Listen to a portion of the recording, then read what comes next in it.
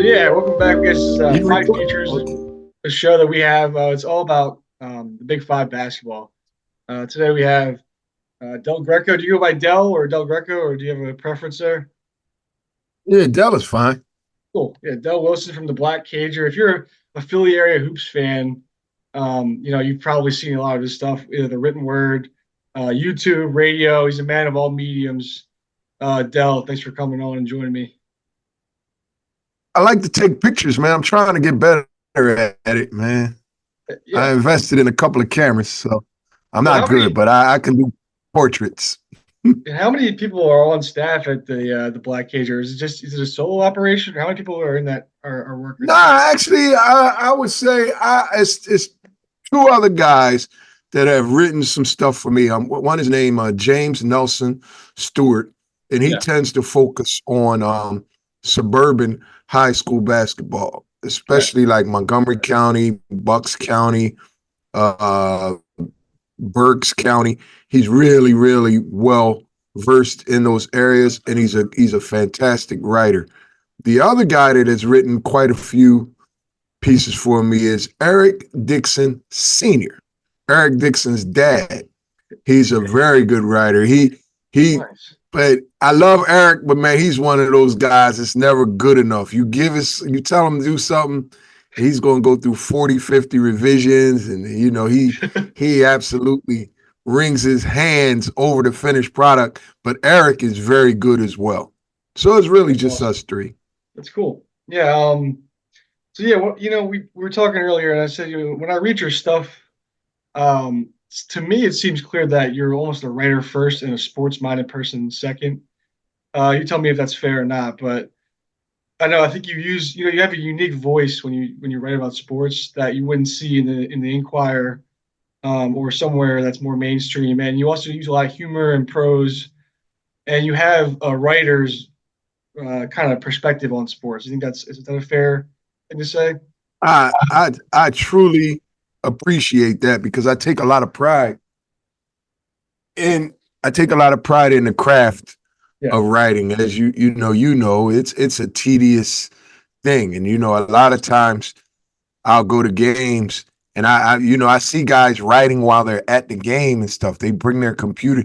I can't do that. yeah, And I sit on press row and I just watch the game.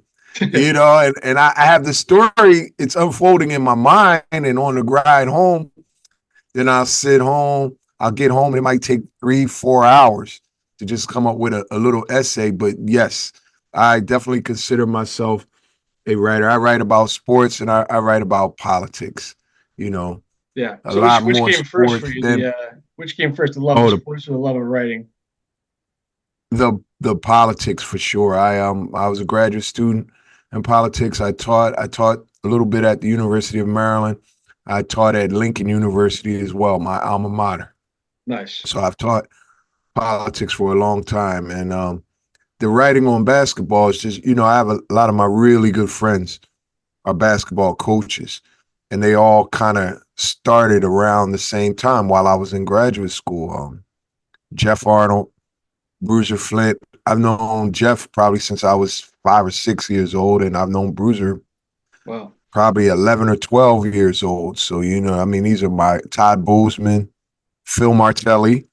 Yeah. I Yeah, saw these are your guys I grew up so with, I saw your and interview with him the they other day. they started going into the coaching business, and I was teaching and studying in graduate school, and we would talk a lot, and I would hear them complaining about that at the time. It was really a problem with getting kids eligible. And I just did a little bit of research, and I immediately saw that the problem was structural. You had kids at schools where the average SAT in some instances was as low as 650, 670, 680, definitely a bunch in the 700s. And I mean, in Philadelphia, Camden, Baltimore, Newark, New York City, a lot of public schools, the SAT still hovers in those ranges. And Right. at the time, the NCAA was asking kids to score an 820 to be eligible. And so you take a kid who's, just say he's a solid C, B minus student Right. in school, just an average kid is in school. Statistically, you figure he's going to come in the 600-700 range. That's just how numbers work. And so Right. that was a structural issue for me. And it really bothered me. And I was like, yo, these guys are running uphill. They've got no shot at getting somebody. If you were a below average student, say you're a C, 2.0, 2.3, 2, you got no shot at getting an 820 if you're attending a 650, 680 SAT school. So I Right. really got involved in that. And I started working with a lot of young people. And I mean, over the years, I mean, really, literally hundreds of young people that I work with, just helping them overcome what I understood to be a we got to study. You got to get familiar with this test. You may have to take the ACT. It's a little different. Maybe you'll do a little better on it. And Yeah. so we got pretty good at that. I mean, guys like Jameer Nelson, Delonte West, Deion Waiters, Tyndale and Christmas, the Morris twins. I mean, Langston Galloway. And the list is long, long, long, man. And so we got into doing that. And then around 2013, like you said, I started to just feel like, because I would write little things or send text messages to my friends, and we would get a kick out of it. So I'm gonna start writing, man. I just don't like. I write what I would like to read about Yeah. sports, I like that. I like that unfiltered, about you. and and I don't have an editor. Yeah. There's no editor. I don't run it by anyone. So if I I like feel like using a little bit of profanity or some different analogies or things like that, I can just toss it in there and run with it. And it really does good, man. I mean, it's nothing for me to get 3, 4, 5,000 views just wow. doing local basketball. I like that because for sure, I got all the players, the parents, and the coaches. I got them. They Yeah. pay attention. They read. And when I come into gyms, I immediately, I'm always really grateful that people will recognize me and talk about some of the things I've written. Yeah. And with your platform, does that come people kind of coming to you looking for stuff? You're kind of saying you're this person who's obviously entrenched in these communities and trying to help the kids, but on the other side, does that have some like with your platform? People say, "Yeah, put my son on the website or something like that." Do you ever kind of deal with that kind of stuff? Um, if he's good, I mean, if the numbers are good, I don't, you'll never see me bashing a kid ever. Yeah, I'm not going to say he sucks, he can't play, right, he shouldn't have went to this school, or he needs to transfer. I don't do that. So yeah, if you don't see a name on there, you can just infer that I'm not impressed. So my grandma and my mom told me, if you don't have anything good to say, don't don't say say nothing. nothing. So I tend to live by that. And do you Um, keep that sentiment going with this new NIL stuff where these guys are getting paid money? yeah, I mean, I just don't feel an urge to Yeah, bash a kid. I'll tell a kid yeah, when I see a kid. Oh, I'll tell a kid in a minute. You ain't doing shit, man. You need yeah, to do something. You stink. I'm not coming back. If you going to play like this, I'm not. I have those conversations with those kids all the time.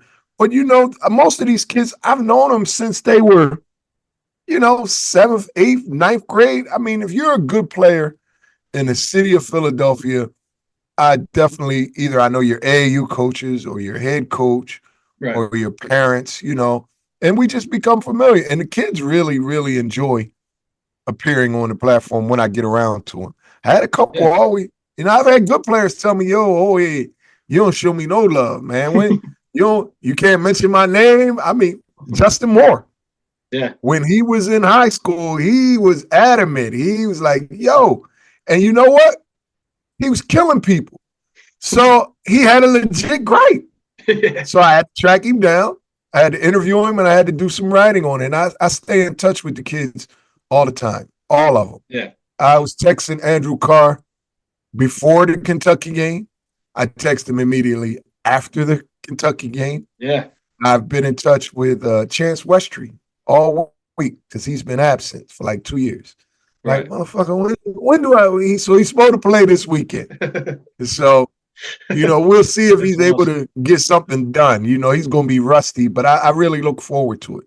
But kids Yeah, like Ace Baldwin yeah. at St. I know. Francis, I brought Ace to Philly BCU. in high school 4 straight years. Yeah, he's been at Penn State the last two. Yeah, yeah. With So Rhodes. 4 straight years. Derek Queen, big star at Maryland now. He came to Philly when he was a ninth grader, man. And I got to see him. And I was like, yo, this kid is going to be that guy. So Yeah. it's really good, man. I get to meet people and be a part of the journey. Yeah, I think, with your politics and basketball and, with all that in your background and also, your relationship with everybody, um, what can you say about like I just touched briefly on this NIL lifestyle now and all these false promises and all of these, dreams of grandeur about you come here, we'll give you this and all that. Have you dealt with like some bad actors in the space trying to get like these local kids from Philly to come and promising them stuff that maybe never happened? I How can you tell navigate you, that? I can give you a really a concrete example. One young fella, I knew him in high school. He's a good player. He was at a Big East school, and they were playing on the road at Villanova. And he called me. He said, oh here, can you come to my game? We got to talk." So I'm like, okay. So I come to the game, and he tells me that he was promised $100,000 and that he had received $10,000. And he asked me, he was a senior. He was a transfer in. This was it. And this was like, it was a league game. So this had to be like maybe late January, February. Right. He said, if I wasn't a senior, I would absolutely stop playing. They lied to me. They're taking advantage. But this is it. I need the video. I need to play. He was a starter. Yeah. And he was just stuck, man. I mean, he was literally stuck. He had no leverage. And I knew the assistants in his program very well. And I explained to them, what the kid was saying. And I also talked to the people in the kid's hometown. He wasn't a Philly kid. And the people in the hometown made it clear that coach, that program, and all of them, they were effectively banned from coming to recruit. And if they tried, everybody in that community, they rallied around and said, no, man, you can't. You just lie. You shitted on kids. We're just not doing it. I have another case where a kid was promised 150 and he got like 30 something. And he decided to go back to that school. And I said, well, he had enough. I said, well, dude, you don't have to stay here. He loved the school. He absolutely loved it. He loved playing there. The only gripe he had was they didn't give him his money. His girlfriend was there. So he's staying. He's there. He's doing very well. Again, I haven't asked him if he's gotten all his money this year. So yeah, there are bad actors there. Right. But there are also some really honorable people in it, and people who do well. I don't have a problem speaking publicly about them. The University of Maryland, they fight those kids tooth and nail when they're negotiating, whatever it's going to be. But once you come to some kind of agreement about whatever it is, never a day late, never a dollar short, just absolutely no problems with that collective. It's a first rate, honorable collective. And they ball hard. I mean, they don't just give it away or they don't make promises they can't keep. Right. So they're very serious during the negotiation phase because they view it as a very real obligation. Whereas Yeah. other people are playing with fake money, so they'll tell you anything, Yeah. just to get you. Yeah. No, it's everyone who covers a space. You can't really sort of weave around the big issues and the big changes that have been in college basketball. The portal is another one. You're someone who has kind of devoted your life to helping kids and molding kids to make smart decisions that prepare way beyond basketball. And the transfer portal is something that many people see as like a one way out, easy way out kind of thing. there's also the other side of it where a kid's in a bad situation at a certain school. A lot of people see that as a positive to make them get their own fresh new start and not be penalized for that. The coaches are making money, everyone's making money off the players. Now now they have freedom to move around and they also have freedom to make a little bit of money as well. So you see it as more of a net positive situation, all these changes, or I say it is 100% positive. yeah, Um, and not only that, I really like the ability to play immediately without sitting out. I think that for a long time, the NCAA was a monopoly, and they needed to have the courts do what they did. And that's the only reason we're in the situation we're in. This stuff was settled by the court. There was no negotiated compromise. They didn't concede anything. The lawyers took these cases to court, and the evidence was overwhelming that these guys restricted the ability of these kids to earn. They restricted their freedom to attend the university of their choice. When coaches were leaving, there was no coaches didn't have to sit out. Why do the kids have to sit out? In fact, the non-revenue sports have long been able to transfer and play right away, just not basketball and football. Like, what is that? I mean, it's awkward and it's uncomfortable to a lot of people, but there's no doubt that this is the direction it had to go. And it's just going to evolve out. The market is going to play itself out. There will be some losers. There right, will be some mid and low major programs that just can't compete, and they're going to either have to drop down or drop out. That's going to happen. But at the same time, it's going to be some D2 programs that are going to jump up and get that money together and jump in there. It'll yeah. play itself out. Yeah, they're calling it the Wild West now with all this stuff. It's Well, trial and error. it didn't have to be this way. If Yeah, the NCAA would have negotiated in good faith and just given a little bit, the kids would have taken whatever they could have gotten. right, right, The right. NCAA played hardball and they forced it into the courts, and I don't know how they couldn't see it coming. And Yeah, the big ruling on these issues was a 9-0 ruling by the United States Supreme Court. What other issue have you heard of in the last 8 to 10 years that was a 9-0 on either way? So it's unanimous. This is settled. These guys were violating the rights of these kids for right. 100 years. It seems to me like we're switching over to the Big Five that it's going to be sort of a relic of the past in this new era of college basketball with the power conference, the super leagues, everyone's coming together. We got freaking USC and Oregon in the Big Ten, all this crazy stuff happening. You seem like something like the Big Five, which is really rooted in tradition and something that, I don't know how much money that necessarily generates as a whole, as an event, but something that means a lot to people like you and people like me. Obviously with this new promotion they're doing with the Wells Fargo, where do you kind of sit on that as far as trying to revive it and bring some more energy into the program? I'm glad it continues to exist. I also, quite frankly, um, am really disappointed that it's taken them this long to grab it and really seriously try to market and promote it. I think that it's been under leveraged for a long, long time. There was no website 3 or 4 years ago. There was no marketing at all. You didn't see Big Five billboards. You didn't hear Big Five radio ads. Nothing. I used to complain about it. And what they and I have friends that are ads. The current St. Joe's ad Jill Bordensteiner. She's a friend. I talked to Jill about these issues. Her predecessor, Don DeJulia, has been a friend for more than Yep. 30 years. We talked to Don, so I know how this stuff was working. They had like a rotating commissioner. One year, this AD's in charge, and the next year, you're not going to get any, you know, organized momentum underway following uh,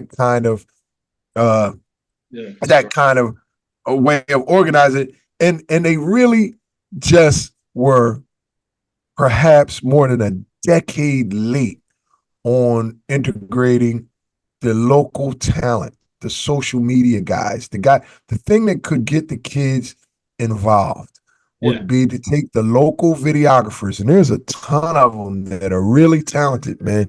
They put out good stuff. Oh yeah. You put them out there, give them a seat on the front row for free, give them a media pass. You don't even got to pay them.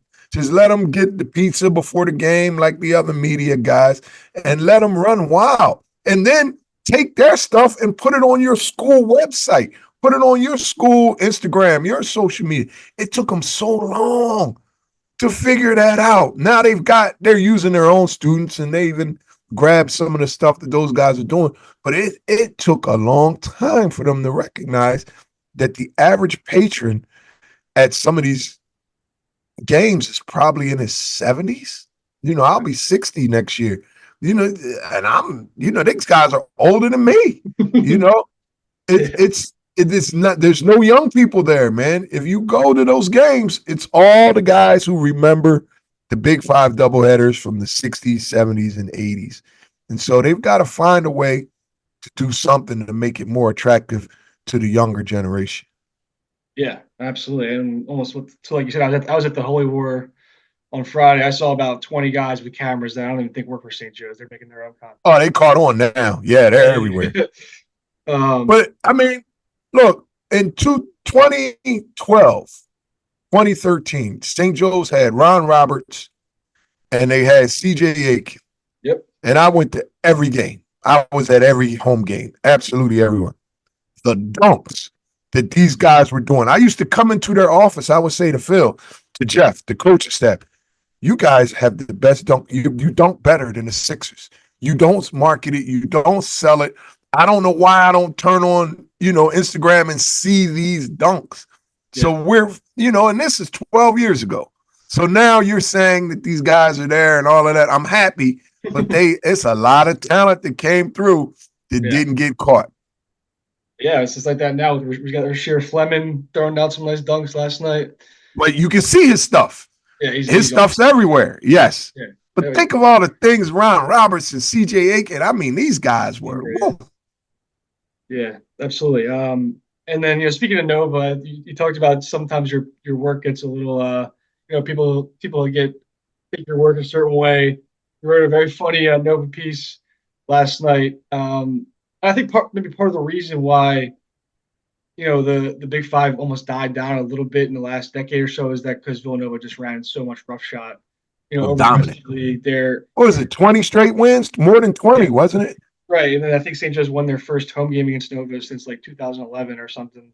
Mm-hmm. Um, they they reached heights that are just completely unprecedented, just especially for a school of Nova size. But the fact that talk about your piece and talk about the point of a lot of Nova fans have unrealistic expectations of what basketball should be. If you're a Nova fan in your 20s or 30s, all you know is we're the best. We're one of the best teams in the country every year. What's Kyle Neptune going to have to overcome in that situation, and how are things going to kind of find themselves a way out there for him the rest of the year? Well, I'm glad that he is adequately compensated for his efforts because his task, it may be insurmountable. Um, it is not just Nova. What I would say is that Philadelphia college basketball fans tend to take for granted when they have really special coaches or even when they have very good coaches. And I think you just look at it. I know at the end, Bruiser had Damian Lee leave, and he had some kids that just weren't as talented near the end. But over the span of that run, he put together some squads that were able to go on the road and beat Syracuse, beat Villanova, beat Temple, beat Creighton, all in the same year. All in the same year. I was at most of his games. Think about Dunphy at Penn and what he was able to accomplish. And we all know what Coach Chaney was able to do at Temple. And I think that people, the fans and the supporters and the alums of these schools, they tend to think it's the school. And no, you got special people in there. And what Jay Wright done or has done over the past 20 years was just absolutely phenomenal. And because of the level of his success, Villanova became a quote unquote blue blood. But it was all because of the guy that was the emperor. And when the emperor left, you saw it immediately. All the shortcomings that you imply when you say a school of Villanova's size it was never an issue when Jay was there. But now it's an issue. Um, and another factor, I wrote a piece on this maybe 4 years ago. People just haven't really paid attention to this. When the Big Ten um accepted Rutgers and they accepted Maryland, I knew that was it for Philadelphia. It's just a matter of time because you Mm. have Penn State to the west, Rutgers to the north, Maryland to the south. They're surrounded. All the mid majors in this area are surrounded. If those guys come in, and I've been fortunate enough to be on recruiting visits and official visits and recruiting trips at Mm. all of those programs and all the local programs. And when you see a kid actually truly choose LaSalle, Temple, St. Joe's, Penn, Villanova over Rutgers, Maryland, or Villanova or Penn State, that is a major, major accomplishment. They just don't have what those schools have, man. It's just not the same playing field. You know, the Big Ten, those guys, they get $60 million checks before you park a car, before you sell one bag of popcorn. You know, the athletic department is flush. I've been at Penn State and I'll visit. I'll say, man, this is a nice weight room, nice locker room. Wow, man, this is really nice. Like, wow. Come back the next year, they totally got it, putting in a new.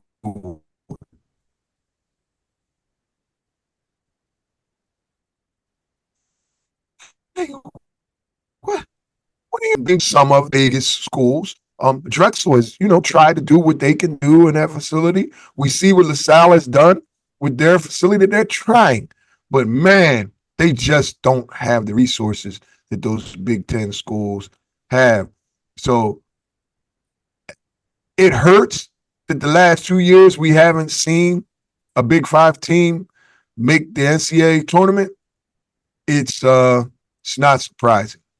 And the A10 may be a 1 or 2 bid league at this point. Right. Yeah. I think, And the Big Ten is an 8 or 9 bid league. right. There's even talking about expanding the tournament more, but that probably just lets in more of those lower level power conference teams anyway. Yes, it'll be an Yeah. 11-12 bid league. Yes. Yeah. It won't be Drexel, Ryder, and Delaware. Yeah, right. Well, it's funny too because Temple, when you look back in the history of college basketball, it's such an important program. You just mentioned some of the coaches there, Cheney, Dunphy, but before that, obviously, they have so many wins. All these appearances and all these great accolades of the past of yesteryear. They seem to go all in on football, only to kind of squander both football and basketball. So now they're almost mediocre in both when they were chasing, this great football lore where it seemed like with Matt Rule they were going to, be this great program, and then in doing so, the basketball program also fell with the football team as well. How do you see Temple, in the next 5 or 10 years, trying to get back to where they were? Or is that even really I daunting? went to I think it was a Temple, Georgia game, maybe 3 or 4 years ago and I'm like, wow, we got an SEC team in here. I went there. Man, it was maybe 1,500 people in there. Right. Maybe. And you buy a ticket, you can sit anywhere you want at a Temple Yeah. game. You You seriously, you shut the just need to field. get in the door. The usher's not going to bother you at Temple. Um, when you look at the schedule right now, and you see Texas San Antonio, you see North Texas, Tulane, East East Carolina. Carolina, Yeah. and it's basketball, and it's Temple, and you're just there's There's just no local appetite for that. If it were, and they get mad when I say this, but if it were St. Bonaventure's or Rhode Island or Fordham or TCU, GW, Dayton. I know what that is. I know some of those kids. I know those coaches. I remember when, Yinka Dare and Andrew Nicholson and all them came. I know that. You're absolutely right, man. Chasing football glory at Temple while you're surrounded by prominent Big Ten programs is a losing proposition. And they keep thinking it's a question of just finding the right guy and, he can make it happen. Even if you catch lightning in a bottle, as soon as that season's over, he's out. He's got to go because somebody's going to pay him 5, 6, 7 times what he's making at Temple. So I'm with you, man. I wish they would have just focused on basketball and just did a UConn and just, UConn thought they were going to do it and they came running back to the Big East. Right. And now they're the 2-time national champions. Yeah. No, it seems like a lot of teams around here, especially in the last couple, besides Villanova, have had, pockets of success as opposed to sustained success. St. Joe's. I don't know. I think it's St. Joe's. A reasonable expectation is that every player in that program should experience at least one NCAA tournament, right, and a couple NITs, because you're just gonna have to rebuild. You're not just reloading every year. Yeah, Villanova had gotten to the point in the Big East where they could reasonably expect to go to the NCAA tournament every year at minimum. And there was a reasonable expectation that they would advance past the first weekend every year. I mean, that became normal. LaSalle, maybe once every 6 or 7 years, you would hope. Drexel, if you make the NIT at Drexel, that's great. If you win it, because it's straight one big league. So you got to win the league point. Right. So, and Penn, unfortunately, since Fran Dunphy, it's just not. I mean, the entire time of my childhood, it was Penn and Princeton. It was Penn and Princeton. It was just no one else. Penn hasn't been relevant in quite a while. I think Jerome had one maybe good year. Glenn Miller before him was just atrocious. It was horrible. We're in a bad spot here, man. It's not great. I don't know what the outlook is. I mean, and if you really want to see good competitive stuff, you probably need to ride down and see Delaware and go up and see Rider and Princeton. You got to expand it a little bit. Right. Yeah, unfortunately, I think we're looking at another year where we missed the tournament with no representation. God, that would hurt. Not 3 straight. That would be bad. Yeah. Well, hopefully, I really appreciate your time and get you out of here for the Eagles game. Big game tonight against the Commanders. You like the Eagles tonight? I like the Eagles every night, and that's another issue with Temple football. Like Philadelphia is a football town, right? But there's no room for anyone but the Eagles.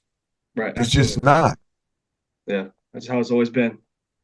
Yep, and that's how it's going to always be. They need to hang that up, let that dream go. Go down to 1AA, save the money, stop flying to San Antonio. I mean, they flying field hockey to San Antonio. Come on, man, what are we doing? Right. Nova has a great football situation right now. They're doing great. The softball team got to go play Tulane. What? Play Westchester, man. Come on, man. What are we doing? Absolutely, Adele. I really appreciate you coming on, and hopefully, maybe we can come back at the end of the Big 5 season, and then recap kind of what happened. If you're okay with that. Would love to, man. Anytime. Awesome. Have a great one. All right.